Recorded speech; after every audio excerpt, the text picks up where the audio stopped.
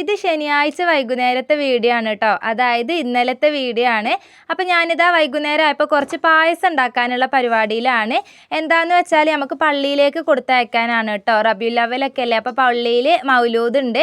അപ്പോൾ ഇന്ന് നമ്മളെ വീട്ടിൽ നിന്ന് നമ്മൾ പായസം കൊടുക്കാമെന്ന് പറഞ്ഞിട്ടുണ്ടായിരുന്നു. അപ്പോൾ അതിന് വേണ്ടിയിട്ടുള്ള പരിപാടിയാണ്.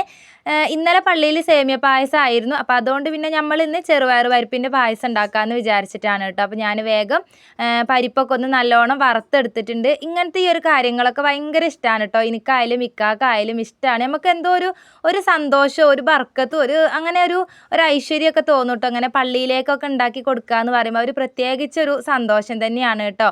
അങ്ങനെ ഞാൻ വേഗം പരിപ്പൊക്കെ ഒന്ന് വറുത്തു അത് നല്ലോണം കഴുകി എടുത്തിട്ട് കുക്കറിൽ വേവിക്കാൻ വേണ്ടിയിട്ട് വെച്ചിട്ടുണ്ട്. പിന്നെ ഇപ്പുറത്തെ അടുപ്പിൽ ഞാൻ ബെല്ലം കൂടെ ഉരുക്കാൻ വേണ്ടിയിട്ട് വെച്ചിട്ടുണ്ട് കേട്ടോ. ബെല്ലം, ശർക്കര, ഞങ്ങൾ ബെല്ലം എന്ന് പറയും. അപ്പോൾ അത് ഉരുക്കാൻ വേണ്ടിയിട്ട് വെച്ചിട്ടുണ്ട്. അപ്പോൾ അത് രണ്ടും അവിടെ നിന്ന് അങ്ങനെ ആവട്ടെ. അതിൻ്റെ ഇടയിൽ ഇതാട്ടോ വൈകുന്നേരം ആണല്ലോ, ഓരോരുത്തർ വിശക്കണു എന്ന് പറഞ്ഞിട്ട് ഇങ്ങോട്ട് വന്നിട്ടുണ്ട്. അപ്പോൾ രാവിലത്തെ പൂരിയും അതുപോലെ മുട്ട റോസ്റ്റും ഉണ്ടായിരുന്നു. അപ്പോൾ അതൊക്കെ കൂട്ടിയിട്ട് ഞാൻ മക്കൾക്കുള്ള ചായ കൊടുത്തിട്ടുണ്ട് കേട്ടോ. പിന്നെ ഞാനിത് നമ്മളെ പരിപ്പൊക്കെ നല്ലോണം വെന്ത് വന്നിട്ടുണ്ടായിരുന്നു. അപ്പോൾ ഞാൻ വേഗം അതൊരു കുക്കറിന് വലിയൊരു ചെമ്പിലേക്ക് മാറ്റിയിട്ടുണ്ട്. പിന്നെ അതിലേക്ക് ആവശ്യത്തിന് നോക്കിയിട്ട് ബെല്ലം കൂടെ ഉരുക്കിയത് അതൊന്ന് അരിച്ചിട്ട് അങ്ങോട്ട് ഒഴിച്ച് കൊടുക്കുന്നുണ്ട് കേട്ടോ. ഞാൻ പറയലുണ്ടല്ലോ, ഞാൻ ഇതുപോലെ എന്തെങ്കിലുമൊക്കെ ഉണ്ടാക്കുകയാണെന്നുണ്ടെങ്കിൽ ഈ മേശൻ്റെ മേലിൻ്റെ മക്കൾ രണ്ടാളും ഉണ്ടാവും എന്നുള്ളത്. നാസിമോൻ അത് നോക്കി അങ്ങനെ ഇരിക്കുന്നുണ്ട് കേട്ടോ. പിന്നെ ഞാൻ അതിലേക്ക് പാലും കൂടെ തിളപ്പിച്ചിട്ട് പാലും ഒഴിച്ച് കൊടുക്കുന്നുണ്ട്. പിന്നെ പഞ്ചസാരയും ഏലക്കായും കൂടെ പൊടിച്ചിട്ട് അതും കൂടെ ചേർക്കുന്നുണ്ട്.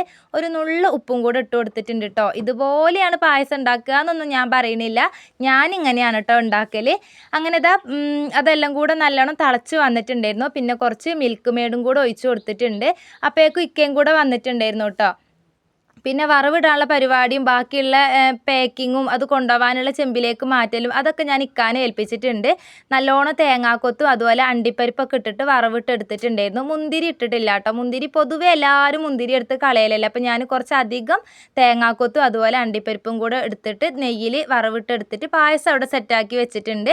പിന്നെ ഞാൻ വേഗം പാത്രം കഴുകാൻ വേണ്ടിയിട്ട് നിന്നു. അടുക്കളയൊക്കെ ഇറങ്ങിയാൽ ഇതൊക്കെ പാടെ എവിടുന്നാണ് വരുന്നതെന്നുള്ളതൊന്നും അറിയില്ല. എന്തായാലും വേഗം പാത്രമൊക്കെ കഴുകി അടുക്കളയൊക്കെ വൃത്തിയാക്കി എടുത്തിട്ടുണ്ട്. അങ്ങനെ സമയമൊക്കെ ആയിട്ടുണ്ട്. പായസമൊക്കെ പാത്രത്തിലാക്കി ഇതാട്ടോ ഇപ്പച്ചി മക്കളും കൂടെ പള്ളിയിലേക്ക് പോവുകയാണ്. നാസിമോനും പോകുന്നുണ്ട് കേട്ടോ. ഇന്ന് ഓനക്ക് പോകണമെന്ന് പറഞ്ഞിട്ട്. എങ്ങോട്ടാ? പള്ളിക്ക് പോവുക.